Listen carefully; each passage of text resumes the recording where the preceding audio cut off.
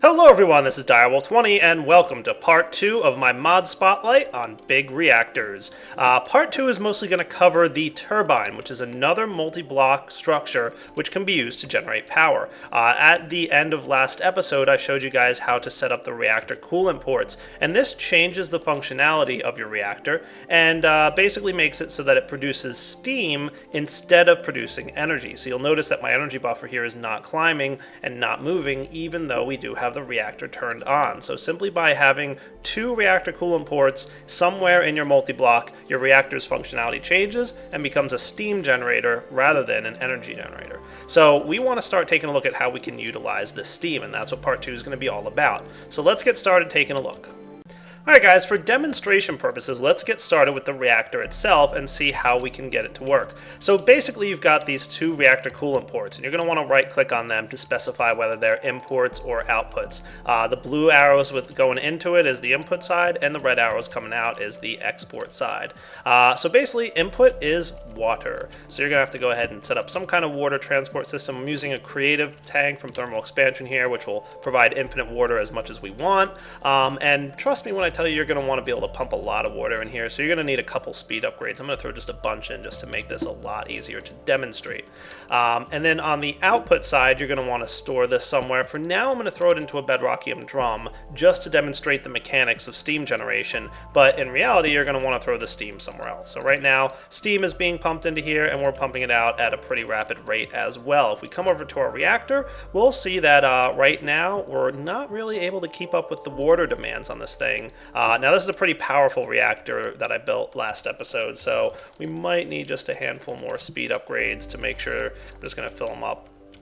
There we go. Plenty of water in there, and you can see we're making about 900 millibuckets per tick, give or take, of steam. So that's a pretty good amount of steam production going on right now. And of course, based on your reactor design, you could have more or less steam coming out of this thing. It works very similar to the way the energy production works, which is basically, you know, the more fuel that you put in there, the more fuel rods and the fuel rod insertion rate and all that good stuff will affect it. So you can see I even have some of these, you know, not fully inserted, and we're producing quite a bit of steam.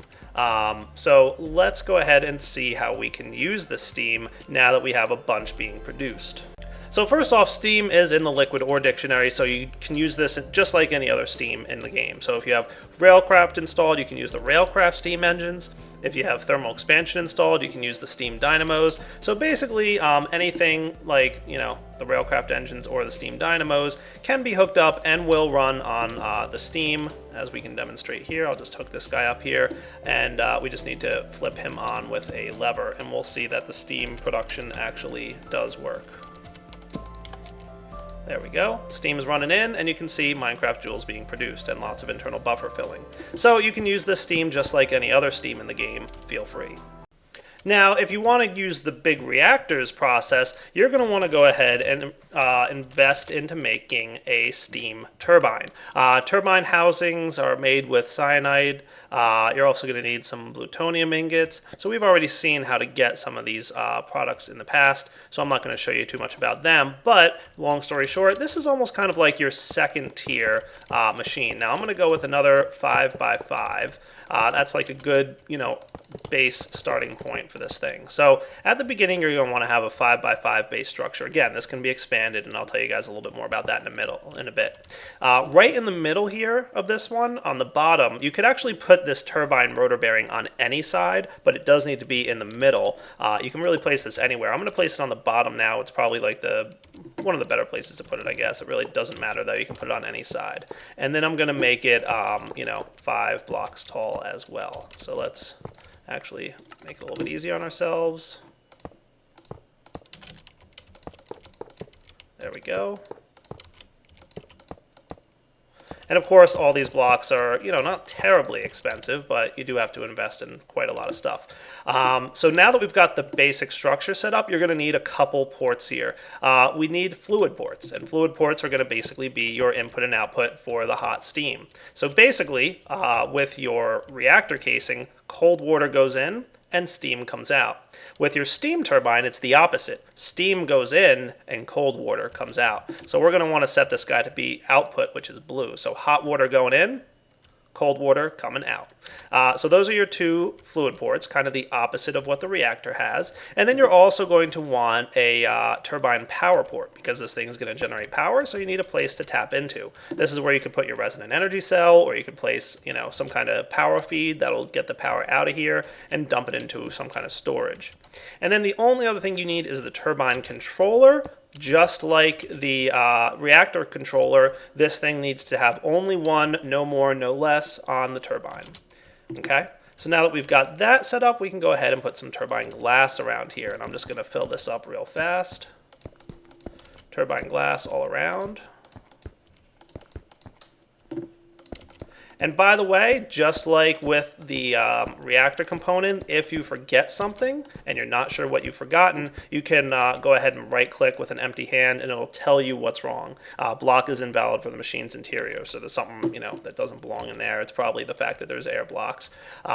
So what we need to do finally is get the turbine. So the way this works is that there's a turbine in the middle, which is spun by the steam being piped in from any steam source. So by the way, you could, use the Railcraft steam producer to power your turbines if you want. You don't have to use the steam created by the big reactor casing. So steam is steam, right, across the board. What we want to do is go ahead and throw a turbine rotor shaft up the center, which always has to come out of that block right there, the turbine rotor bearing. So bearing has a shaft coming out of it, just like the reactor control rods have the fuel rods coming out of them. Okay, the only difference is that in the turbine you can really only have one of these, but it can be infinitely expanded as you build out a larger turbine. From there, you're going to want to go ahead and install some rotor blades. So for a basic demonstration purpose, I'm going to go ahead and place 4 blades. Now, there's no sense in putting them in the corners here. That doesn't really do anything, so don't do that. Only put them on the 4 sides here, okay? So what's going to happen now is the turbine rotor blades are able to capture a certain amount of steam. For your knowledge, it's 25 millibuckets per tick, which we'll see in a minute. As that's captured, it's going to start spinning the turbine rotor. But the turbine rotor needs to convert that rotational energy into a form of power. And for that, you're going to need a form of metal block. So for demonstration purposes, once again, and actually that's not where it goes here, I'm going to go ahead and place 4 gold blocks. Now, the type of metal that you use actually impacts the efficiency and the amount of energy you can get out and the amount of rotational drag that's put on the shaft. So in other words, it slows down the spinning by putting drag on it and makes it create power. Gold is kind of a middle tier. There's more expensive ones like enderium, and there's even a particular metal which is specifically made, lutecrite, which I'll show you in a bit, which is like the best one. That's a pretty expensive block, but you'll see what I mean. It basically increases the amount of RF you'll get. Like I said, gold is kind of a middle tier. We'll get more into the details of that in a minute. For now, let's go ahead and cover up the rotor housing, the turbine housing here, and you'll see the multi-block has formed. Cool. So how does this work? Well, it's actually pretty straightforward. All we need to do, number one, is start piping in steam. So let's do that. I'm going to go ahead and get a transfer node and some piping here. And I'll even get some speed upgrades to make sure that this thing can pipe all the steam that's required. Okay, so we can pipe it out of the bedrockium drum if we want, or we can pipe it directly out of the transfer node that's coming out of the reactor. Either way, just got to get steam into that input port. Cool. As that goes in, you'll notice that the steam line starts to fill up and the water exhaust tank starts to empty. So what's cool about this is you'll always get back the water that it took to make the steam. So if you wanted to, you could go ahead and tap into this transfer node here and go ahead and pipe that water straight back into the input port there. So if we did that like so, you would see this, kind of forms a closed system, right? Once you've got enough water and enough steam to power everything, steam goes out, gets cooled down, turns into water, and comes back into the reactor. Pretty cool. So we've got steam, we will be producing water, and all we have to do now is turn the thing on.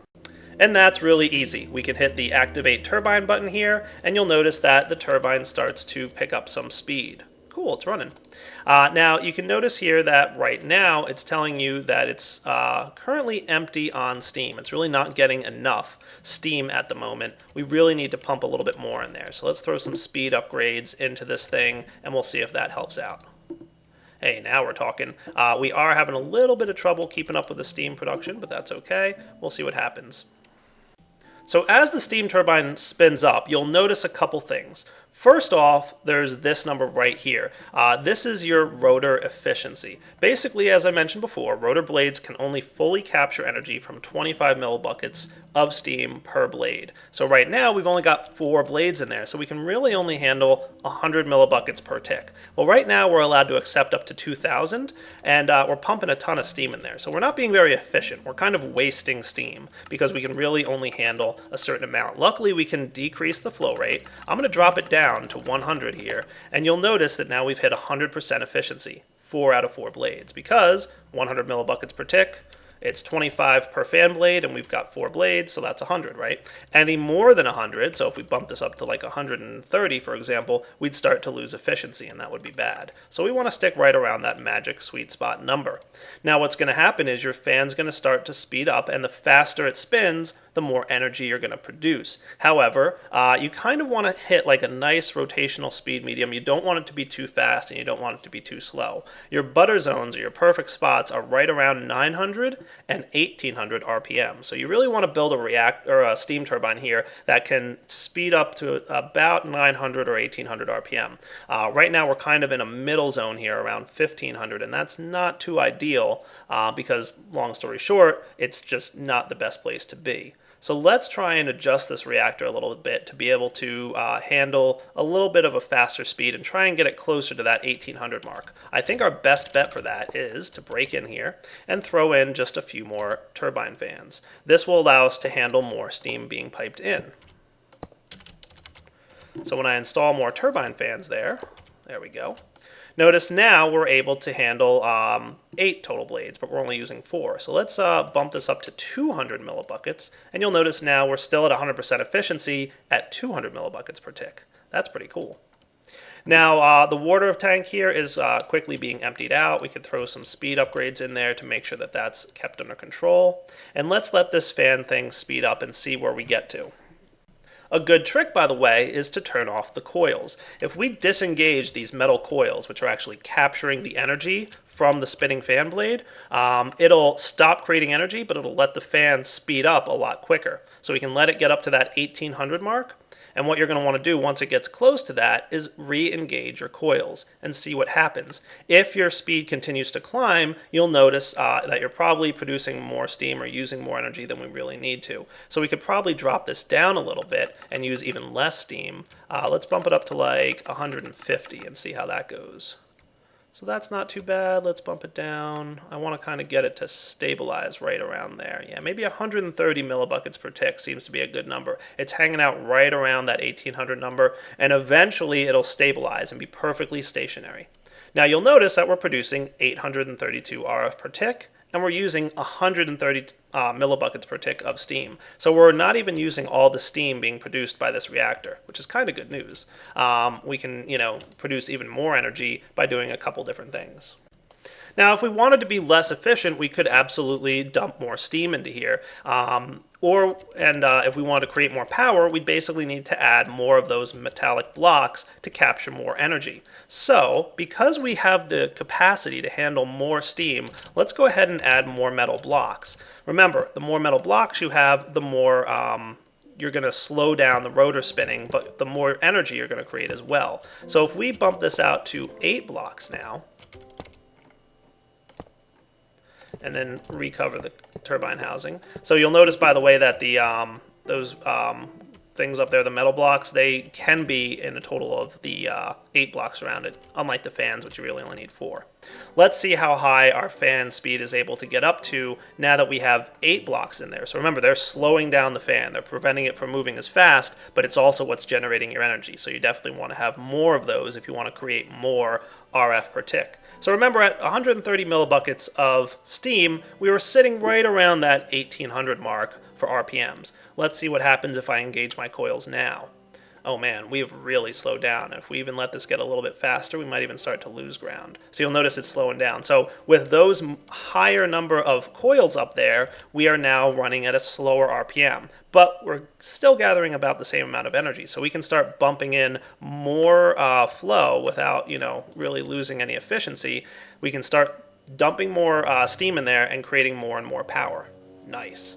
So we're leaving that nice sweet spot zone there of the RPMs that we wanted. Let's disengage our coils and let this thing speed up a little bit.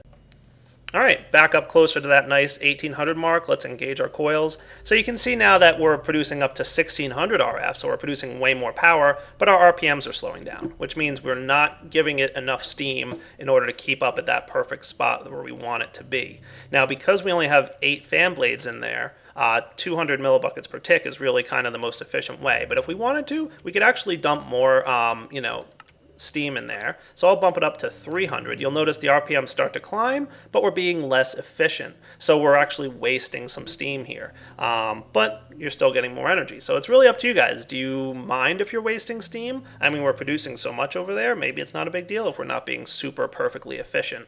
But we're generating lots of power, and we're hitting like right at that nice perfect 1800 mark.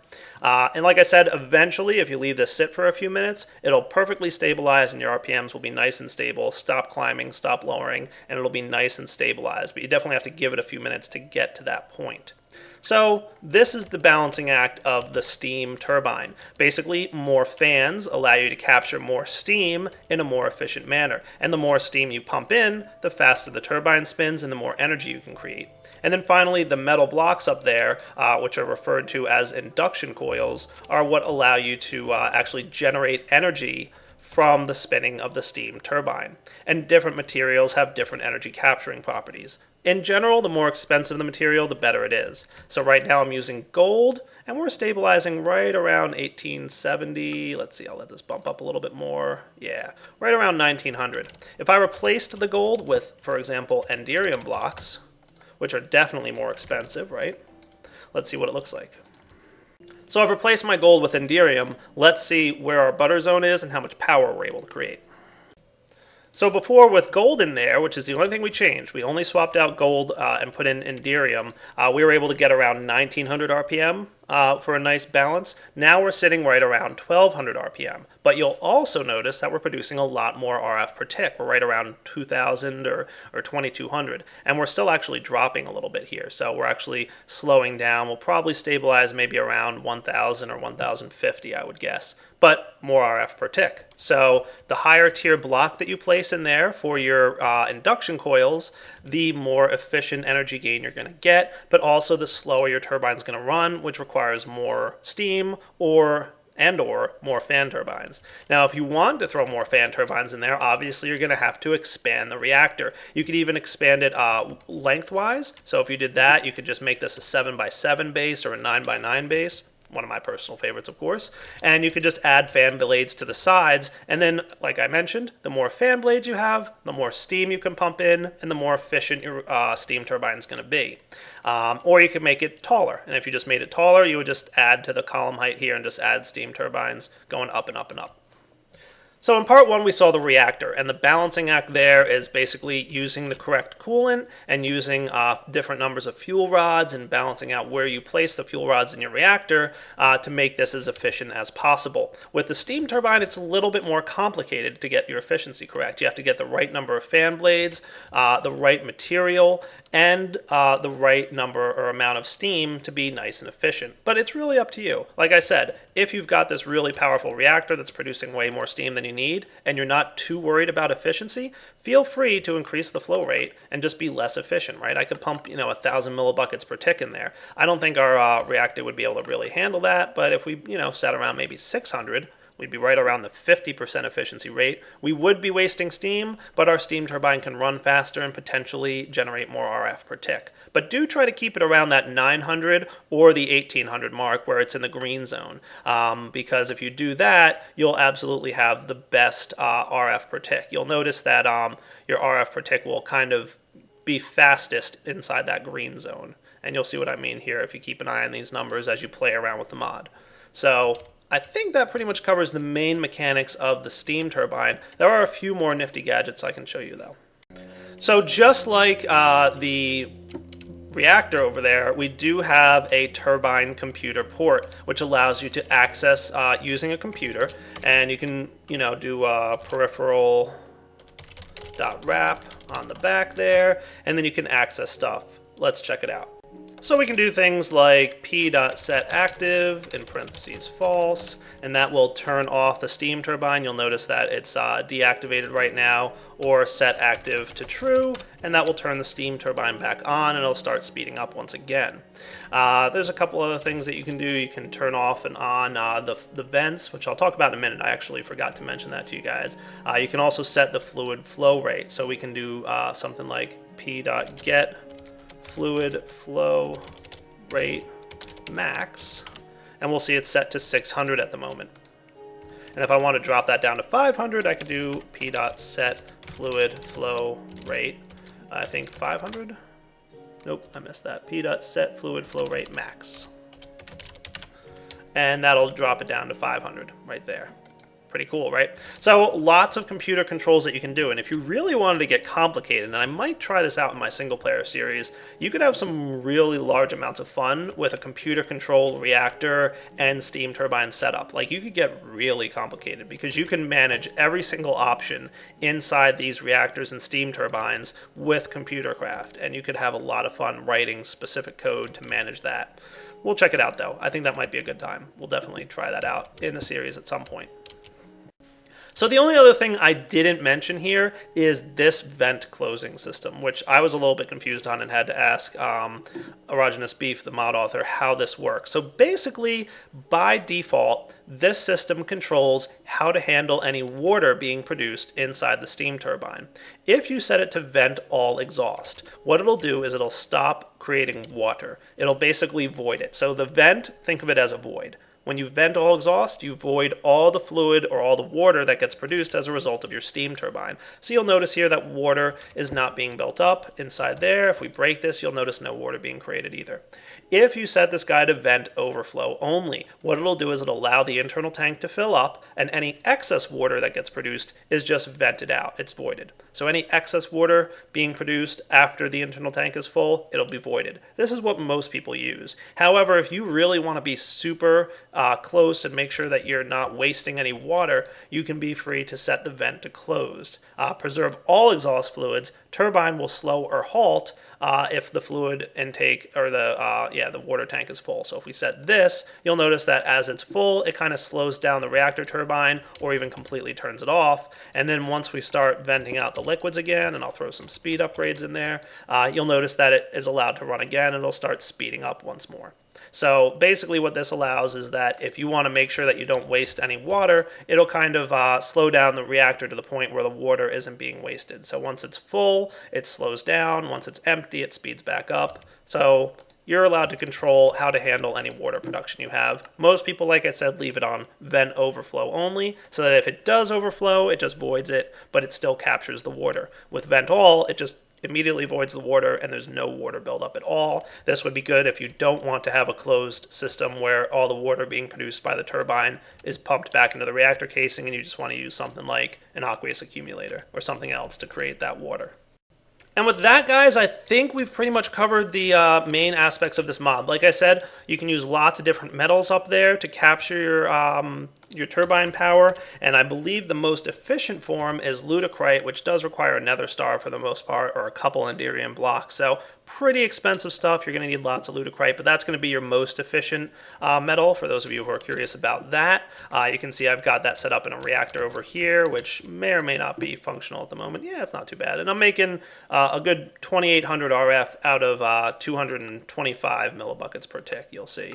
So definitely a lot of fun to play with these reactors and kind of find a nice thing. If you guys really enjoy being super efficient, you can do that. If you're not worried about efficiency and you just want to get a bunch of energy out of your work that you're putting in there, that's another option too. Just make sure to have a good supply of yellorium on hand, because when you run out of that, your reactor's not terribly useful. But as we saw in the first part, you can also take the cyanide ingots you've got, combine two together basically to get one plutonium, which can be used as fuel as well. So lots of fun. Definitely a cool mod. Highly recommend you guys checking it out. And as I mentioned, it will be in the 1.7 Direwolf 20 mod pack. For now, Direwolf 20 signing off. Take it easy.